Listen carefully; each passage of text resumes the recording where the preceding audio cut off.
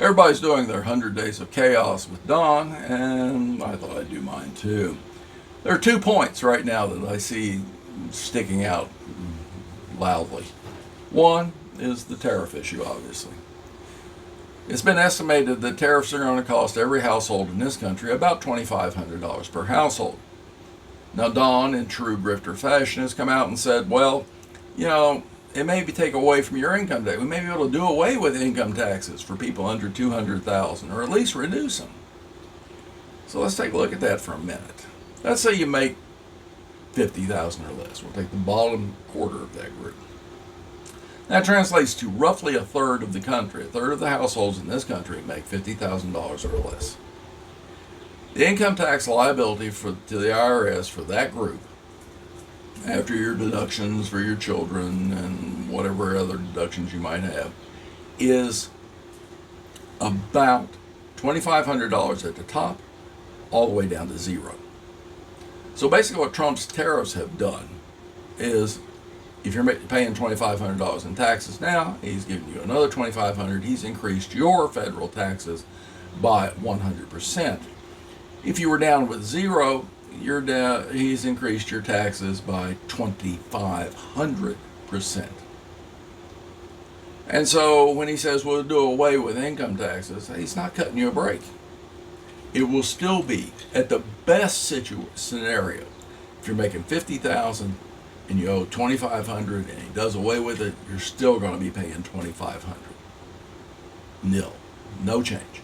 If you've been paying less taxes than that, you're paying more now. Your income tax was zero last year, now you pay 2,500. If your tax was 1,000, you pay 2,500. If your tax was 2,000, you pay 2,500. Everybody pays 2,500. So even with this bit of fluff that's never going to pass and never going to happen, you're still screwed. He really doesn't want people to understand how much these tariffs are going to hurt. Amazon, for instance, came out with a thing that we're going to put on our website how much something costs and then how much the tariff is on that. Well, little Miss Barbie at the press corps, his press secretary, about had a conniption fit over it. And matter of fact, old Donnie called Jeff Bezos. He called Bezos, and amazingly enough, Amazon walked that back. Well, you don't want truth getting in the way of billionaires getting a tax break. And so Don calls Jeff, and Jeff rolls over like the weak-kneed puppy dog he is, the greedy bastard, and walks that back. The other point of the 100 days that I've noticed is that a bunch of polls came out lately that said, Don said about 30% or 35% or 39%. Basically, everybody hates everything he's doing and him. 30, that percentage, that 30%, that sounds familiar to you. That's what everybody estimates the MAGA base is as far as voters in this country. So what that translates to is that Don is run off everybody else. Democrats are gone. Democrats that shifted and voted are gone. Independents are gone. Republicans who thought that Don was evil but voted for him anyway, they're gone. They're all gone. We're down just to the MAGA base. And we are 2 months away from really feeling the pain from these tariffs.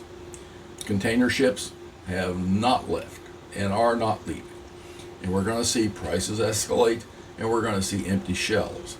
And then the MAGA base is going to go, oh shit, they weren't kidding. And then Donnie's poll numbers are going to fall even further. And when Donnie's poll numbers fall into the 20s, then you're suddenly going to see spines grow in Republican congressmen and senators. Matter of fact, you also already see the early possibilities of that.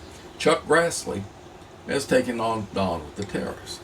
And my favorite foghorn leghorn impersonator, John Kennedy, has taken on Trump for being Vladimir Putin's chump.